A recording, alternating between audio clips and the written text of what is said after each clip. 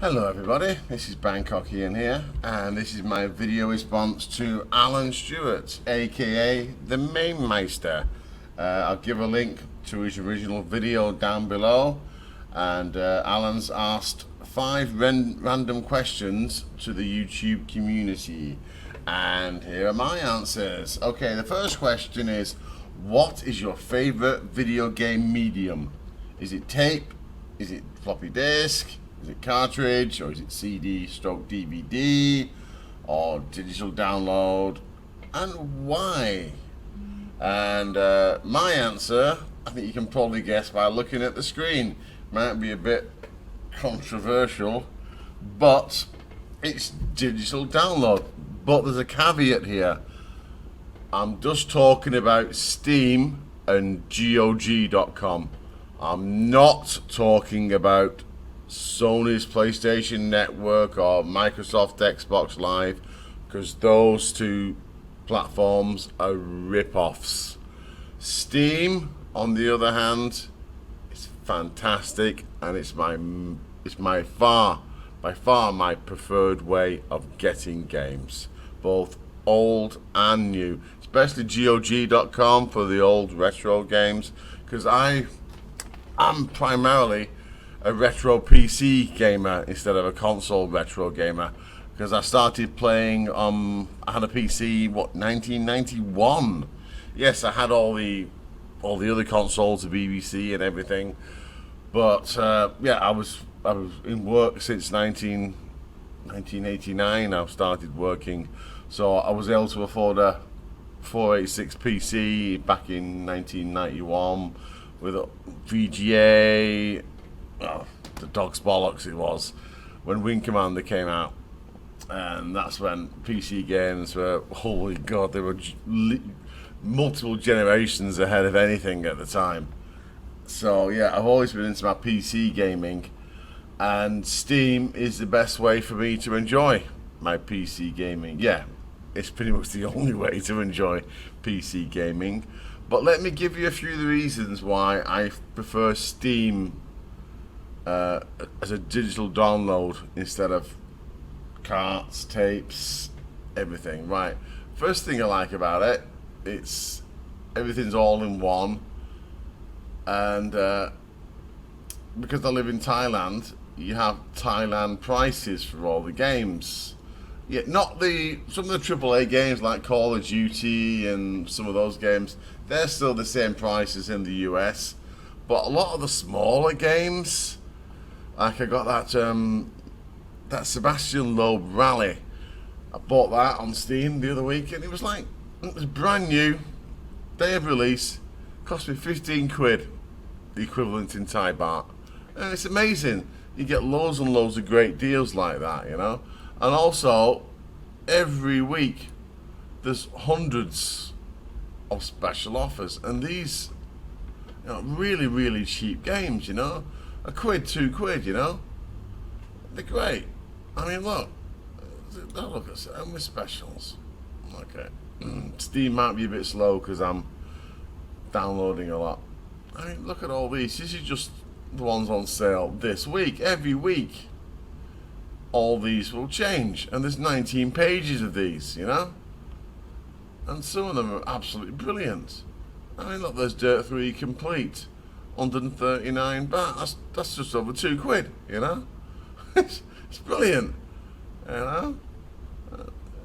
Look, Dirt Rally. I mean, look, there is Dirt Rally, 25% off. It's 500 baht. It's 10 quid. So that's 12 quid for Dirt Rally. It's great, you know. Enter the Gungeon, I got that the other day. Brilliant game. 5 quid. It's excellent, you know. Everyone said, "Oh, digital downloads, rip-off." Not when you're talking about Steam. It's not. I mean, look at this. I mean, this shows my faith in Steam. I've got 895 Steam games in my library now, and that gets more and more because, again, Steam. They've got the Christmas sale, you've got the Easter sale, you've got the summer sale, you've got the Halloween sale, and every week a huge amount of games get put on sale, and it's great.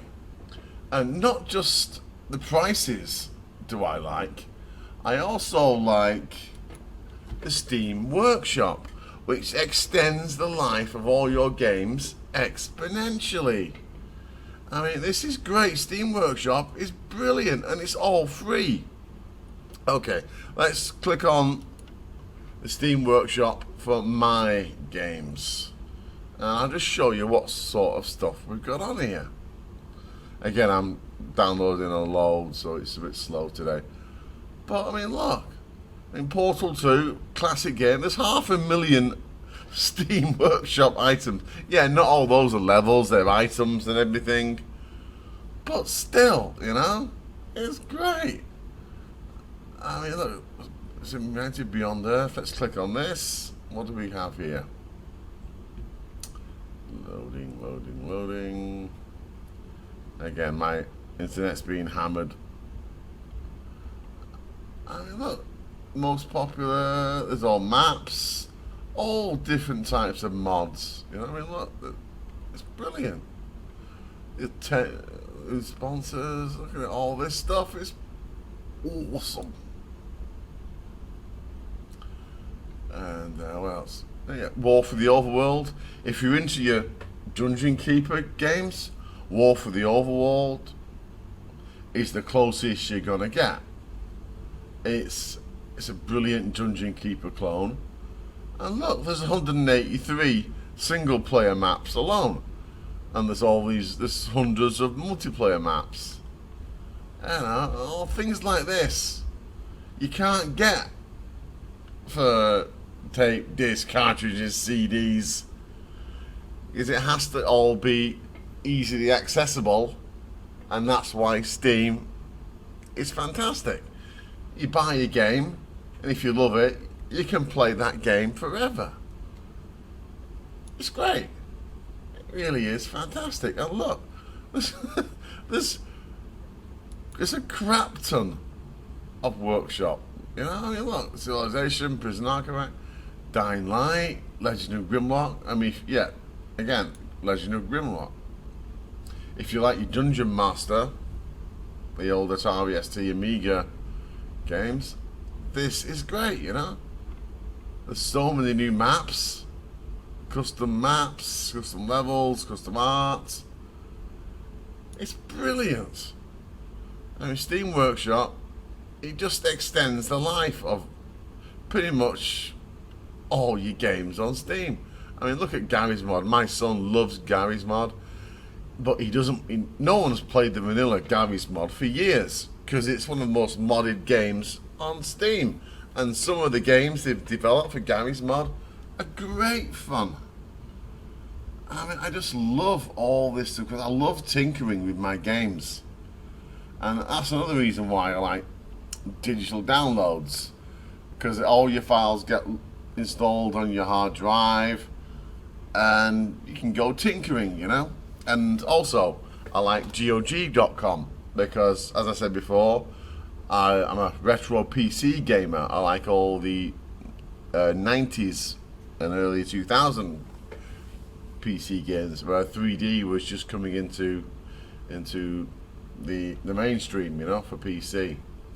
And a problem with most PC games is that, you know, DOS, Windows 3.1, bit of a pain in the arse to get them running. But if you buy the game from GOG, and increasingly Steam are getting more retro games on as well these days. If you buy it from GOG.com, the games have all been modded to work fine on Windows 7, 8, and 10. And it's great. I absolutely love it. So yeah, not many people might like this answer, but yeah, digital download is my favorite way of getting games. But as I said before, the caveat is Steam and GOG.com, just for the PC. I don't even like Origin. No, I don't like Origin. No way. I don't like PlayStation Network, and I don't like Xbox Live games, because they're rip-offs, basically, you know. You can't mod any of the games. There's no workshops. Yeah, maybe there will be, but for now, I'm a huge proponent. I'm a huge person in favour of digital download. That didn't sound right, but who cares? Okay, that's the end of question 1. Okay, and question 2 is, how much online gaming do you do now? I'm afraid that I don't really do any online gaming. Okay, yeah, I play The Division, Destiny away, but I play those games purely in single player mode. Yeah, because you have to be online all the time, but I never really. Oh, whoa! I never really go into teams or anything like that. I'm just playing single player missions all the time. That's what I prefer. I used to be really into it whenever Quest first came out. I had using the, was that 1999 that came out? We had to use dial-up modem. I had a 14K modem. Oh, and yeah, I spent hours because it was a free phone number back in the UK. I was dialing into US servers, and that was my first taste of MMOs, and then World of Warcraft. I spent months and months of game time on MMOs, but I just sort of burnt myself out on all that stuff, and I've never really been in to the online deathmatch, first-person Call of Duty type of games, because I've just not got the reactions anymore. As you can see by me playing this game, I just don't have the reactions. Oh, by the way, this game is called Grip. Oh shit. It's a homage to the classic roll cage. Remember that? On the PlayStation. I loved roll cage, and I love this. So yeah, that's question 2. I don't really play online anymore, apart from the online only games. But then, it's only as a single player game. Question 3. Have you ever written a game? Oh, mind that. I've tried many times. I had a BBC Micro, which had pretty much the best version of BASIC I know of, you know. BBC Basic with its procedures and everything to clearly subdivide your work. I tried to write an adventure game. Remember those text adventures? I had a couple of rooms made in a text adventure. It was a sci-fi text adventure. Oh, this is good. I love this game. It's in early access, by the way, and it's really polished out. Recommended by me. Go on, missile, get him! Yeah, so I did that, and I also messed around with. I had a graphics EEPROM chip for my BBC, which you plugged into your top of the BBC Micro, and it gives you all these advanced graphic features. I suppose you could call it the first 3D accelerator, and you could program various geometric shapes and program all these different types of drawings and effects. And yeah, I spent a long time messing around with that. And so yeah, I tried, but nothing ever came to fruition over it. I would have loved to have gotten into it, because I remember spending hours and hours typing in computer program listings from C and VG and everything. Hours and hours of entering line 10, print line 10, if this, go that. Let's get my rear shield. Okay, and yeah, unfortunately nothing came of it, but I really enjoyed tinkering with it, and that helped me in later life when I was working on the rigs, and we had all working with PCs, and we had problems with the PCs, and there'd be no support because you'd be in the middle of Africa, and you'd have to sort all the problems with the software out on your own. And I think me tinkering back in the day really helped me out there. What's the next one? Do you ever think one day you'll decide to give up with YouTube, and why? Sorry, I was reading the question there. Wasn't paying attention on the game. Maybe. I mean, I've been on YouTube I started my channel more than 2 years ago, but I had a bit of a huge traumatic event in my life, which caused me to forget about YouTube for almost a year.